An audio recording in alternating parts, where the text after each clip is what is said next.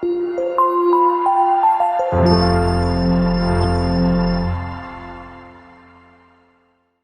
باللہ من الشیطان الرجیم، بسم اللہ الرحمن الرحیم، الحمد للہ رب العالمین، والصلاة والسلام علی اشرف الانبیاء والمرسلین وآلہ الطیبین الطاہرین المعصومین ولعنۃ اللہ علی اعدائہم اجمعین۔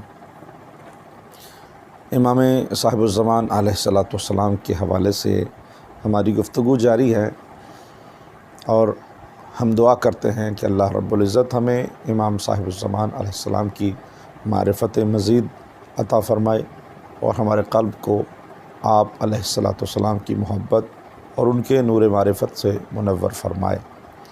عرض خدمت یہ تھا کہ امام علیہ الصلاۃ والسلام غیبت میں ہیں، اور اب سوچنے کی بات یہ ہے کہ یہ غیبت کیا ہے؟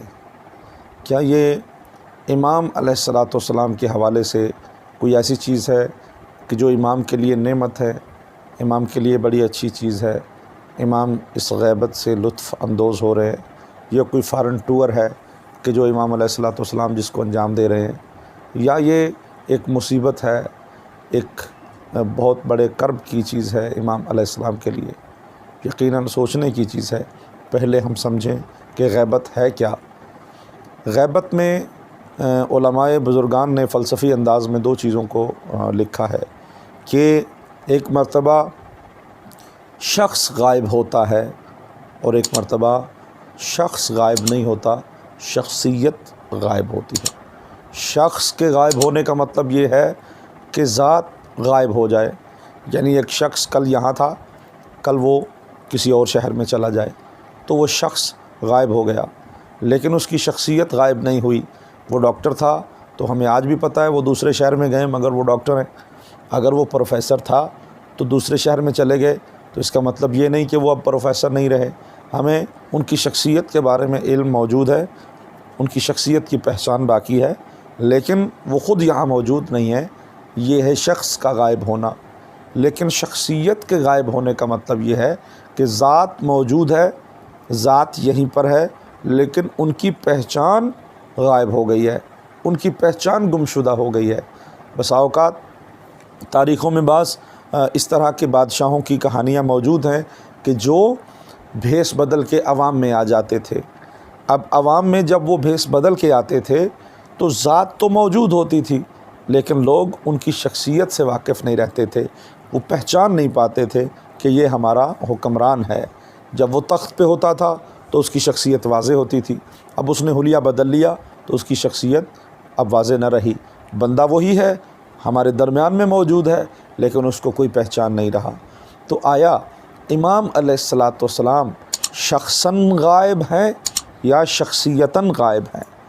شخصاً غائب کا مطلب یہ ہے کہ امام اس دنیا میں ہے ہی نہیں، امام تو چلے گئے، یا کسی آسمان پہ چلے گئے، یا امام کسی جزیرے میں جا کے بیٹھ گئے اور وہاں اللہ کی نعمتوں سے لطف اندوز ہو رہے ہیں، اور ہمیں یا تن و تنہا بے یار و مددگار چھوڑ کے چلے گئے۔ ایک یہ نظریہ ہو سکتا ہے۔ دوسرا نظریہ یہ ہے کہ نہیں، امام کہیں بھی نہیں ہے، امام یہیں ہمارے درمیان میں موجود ہیں، لیکن ان کو کوئی پہچانتا نہیں ہے۔ کیا امام علیہ السلام کی غیبت کس طرح سے ہے؟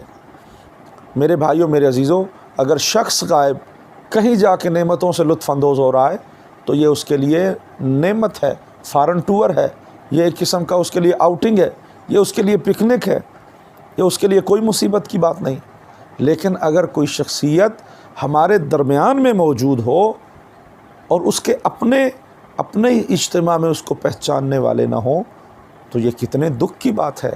اس کرب کو کوئی پہچان سکتا ہے کہ ایک بزرگ، ایک باپ اپنے گھر میں موجود ہو، اس کے 4 5 6 جوان بیٹے ہوں، اور وہ گھر میں بیٹھا ہو، ایک بھی اٹھے صبح باہر نکل جائے، دوسرا بھی ڈیوٹی پہ چلا جائے، تیسرا بھی کالج میں چلا جائے، اور اس باپ کو کوئی پوچھنے والا نہ ہو، تو اس باپ کے دل پہ کیا گزرے گی؟ امام زمان علیہ الصلاۃ والسلام ہماری اجتماعات میں موجود، ہماری دنیا میں موجود، ہمارے یقیناً گھروں میں ہو سکتا ہے تشریف لاتے ہوں، ہمارے اجتماعات میں تشریف لاتے ہوں، لیکن ہم امام کو نہیں پہچانتے، ہم امام کو جانتے تک نہیں ہیں۔ اور روایات میں موجود ہے کہ ایک وقت جب امام ظہور فرمائیں گے تو روایات میں ہے کہ بعض لوگ کہیں گے، چونک جائیں گے اور کہیں گے یہ تو وہ ہیں کہ جن کو ہم نے وہاں دیکھا تھا، کوئی کہے گا یہ تو وہ ہیں جن کو ہم نے وہاں دیکھا تھا۔ اب یہ دونوں اعتبار سے یہ غیبت ہمارے درمیان میں امام کا ہونا اور ہمیں امام کے بارے میں کچھ بھی پتہ نہ ہونا، یہ امام کے لیے بھی بہت بڑی مصیبت ہے اور ہمارے لیے بھی یقیناً بہت بڑی مصیبت کی بات ہے کہ امام ہمارے درمیان میں ہوں اور ہم امام کو پہچان نہ پائیں۔ اور امام کے لیے کتنے دکھ اور کتنی مصیبت کی بات ہے کہ وہ اپنے چاہنے والے یا اپنے ماننے والے یا دعویٰ کرنے والے ہزاروں کروڑوں لوگوں کے درمیان میں اس طرح تنہا ہوں کہ جس طرح ان کو کوئی جاننے والا ہی نہیں، جس طرح ان کو کوئی پہچاننے والا ہی نہیں۔ تو یہ حقیقت میں غیبت اس انداز سے ہے۔ اب یہ سوچنے کی ضرورت ہے کہ یہ غیبت کیوں ہے؟ کیا اللہ یہ چاہتا ہے کہ امام غائب رہیں، یا امام یہ چاہتے ہیں کہ وہ غائب رہیں؟ یعنی غیبت کا سبب اللہ ہے، یہ امام کی غیبت کا سبب خود امام ہے، یا غیبت کا سبب ہم ہیں؟ اللہ کریم ہے، وہ ہدایت دینا چاہتا ہے، اسی لیے اس نے امام کو بھیجا۔ تو جب وہ ہدایت دینا چاہتا ہے تو وہ ہدایت کے سبب کو چھپائے گا کیوں؟ امام بھی ہادی ہیں، ان کا بھی شوق ہے کہ ہم دنیا کی ہدایت کریں، تو وہ چھپ کے کیوں بیٹھیں گے؟ اس کا مطلب یہ ہوا کہ یہ غیبت امام کی وجہ سے یا اللہ کی مشیت کی وجہ سے نہیں ہے، یہ ہمارے وجہ سے ہے، چونکہ ہم نے امام علیہ السلام کی امت ہونے کا ثبوت ہی نہیں دیا۔ پہلے امام کو اللہ نے دنیا میں بھیجا، امت نے ساتھ نہیں دیا، وہ شہید ہوئے۔ دوسرے امام دنیا میں آئے، وہ امام بن کے دنیا میں رہے، امت نے ساتھ نہ دیا، وہ شہید ہوئے۔ امام حسین کربلا میں آئے، امت نے ساتھ نہ دیا، وہ شہید ہوئے۔ امام زین العابدین کا امت نے ساتھ نہ دیا، وہ شہید ہوئے۔ امام محمد باقر علیہ السلام کا امت نے ساتھ نہیں دیا، وہ شہید ہوئے۔ کرتے کرتے 11 امام اللہ نے اس دنیا کو دیے، امت نے ان کا ساتھ نہ دیا، وہ شہید ہوئے۔ تو اللہ نے 12ویں کو اٹھا لیا، کیونکہ یہ تو امام کا ساتھ دینے والا ہی نہیں ہے۔ کیوں؟ اس وجہ سے کہ اللہ امام کے ذریعے سے معاشرے کو ٹھیک کرتا ہے یا معاشرے کو ترقی دیتا ہے، تو امام کی ضرورت واسطے کی اللہ کو کیا ضرورت ہے؟ اگر معجزے سے سب کچھ ٹھیک کرنا ہے تو وہ اللہ علی کل شیء قدیر ہے، وہ قادر مطلق ہے، وہ چاہے تو معجزے سے ہر چیز کو ٹھیک کر دے۔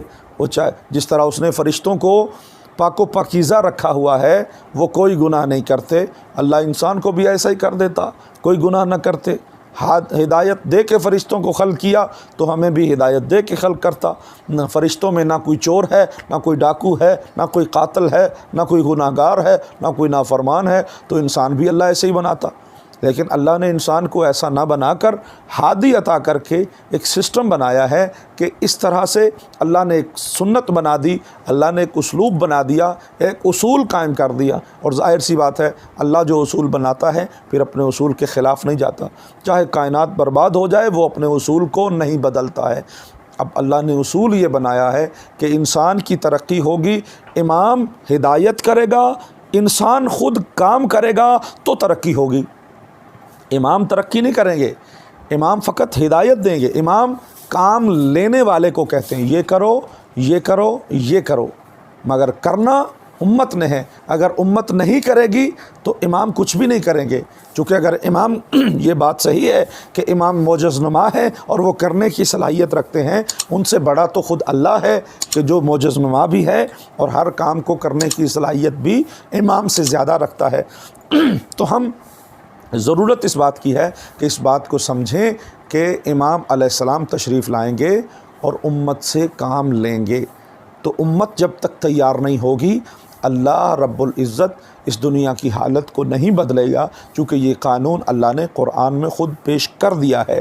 ارشاد فرمایا ان تنصر اللہ ینصرکم، پہلے تم اللہ کی مدد کرو پھر اللہ تمہاری مدد کرے گا۔ اور پھر فرمایا لا یغیر ما بقوم حتی یغیروا ما بانفسہم، اللہ نے اس قوم کی اس وقت تک حالت نہیں بدلی جب تک وہ خود اپنی حالت کو نہ بدلیں۔ تو پہل ہمیں کرنا ہوگی، یعنی اللہ نے ہماری ہدایت کرنی ہے اور ترقی ہم نے خود کرنی ہے، ترقی امت نے کرنی ہے، ترقی انسان نے کرنی ہے۔ امام نے فقط ترقی کے راستے بتانے ہیں۔ ترقی اگر امام نے کروانی ہو تو وہاں پردہ غیبت میں بیٹھے بیٹھے وہ معجزہ کر دیں اور ہر انسان جو ہے وہ صحیح ہو جائے اور تمام برائیاں ختم ہو جائیں، نہیں۔ ہمیں ضرورت ہے کہ ہم جب امت صحیح طریقے سے نہ تھے، ایک فرما بردار امت نہ تھے، اللہ نے امام کو اٹھا لیا۔ اب جب تک ہم دوبارہ سے فرما بردار امت نہیں بنیں گے، امام کا ظہور کیسے ہو سکتا ہے؟ امام کا ظہور تبھی ہوگا جب ہم امام کی نصرت کے لیے آمادہ اور تیار ہوں گے، اور یہ ظاہر سی بات ہے قرآن کے اسلوب کے مطابق پہل ہمیں کرنا ہے، قدم ہمیں بڑھانا ہے، پھر امام کو آنا ہے۔ امام کے ظہور کی دعا کرنے سے پہلے ہر بندے کے لیے ضروری ہے کہ وہ سوچے کہ کیا میں نے امام کی نصرت کے لیے قدم بڑھایا ہے؟ اگر بڑھایا ہے تو دعا کریں یا اللہ امام کا ظہور فرما۔ لیکن اگر خود امام کے ظہور کے لیے کوئی تیاری ہی نہیں کی، امام کے استقبال کے لیے کوئی تیاری ہی نہیں کی، تو کس منہ سے انسان کہتا ہے کہ پروردگارہ امام کے ظہور فرما؟ کیا ہم قرآن کو نہیں پڑھتے؟ کیا ہم حدیثوں کو نہیں پڑھتے؟ تو لہٰذا ہماری جوان قوم، بالخصوص امام کے چاہنے والے، امام کے فرما برداروں سے یہ گزارش ہے، اور یہ آج کی اس مجلس کا اور اس محفل کا یہ پیغام ہے کہ ہمارے جوان، ہمارے بوڑھے، ہمارے بچے، ہماری قوم ہے، امام کی امت بنے، سارے مل کر امام کے فرما بردار بنیں، ایک دوسرے کے ہاتھ میں ہاتھ ڈالیں، یہ اختلاف، یہ مصیبتیں، یہ چیزیں ختم کریں، ایک دوسرے کے ساتھ امام کے لیے محبت کریں، اور ایک امت بن کے، فرما بردار امت بن کے سارے مل کر ایک انرجی سے خدا کی بارگاہ میں کہیں اے اللہ ہم تو تیار ہیں، اب ہمارے امام کا ظہور فرما، جو ہمیں بتائے کہ ہمیں کیا کرنا ہے تاکہ انسان بطور انسان ترقی و عروج اور اپنے کمال کو حاصل کر لے۔ میری دعا ہے خلاق کائنات ہمیں امام کا ناصر ہونے کی توفیق عطا فرمائے، امام کی امت بننے کی توفیق عطا فرمائے، اور پھر اللہ ہمارے امام کے وجود بابرکت سے ہمیں منور فرمائے۔ وصلی اللہ علی محمد و آلہ الطیبین الطاہرین المعصومین۔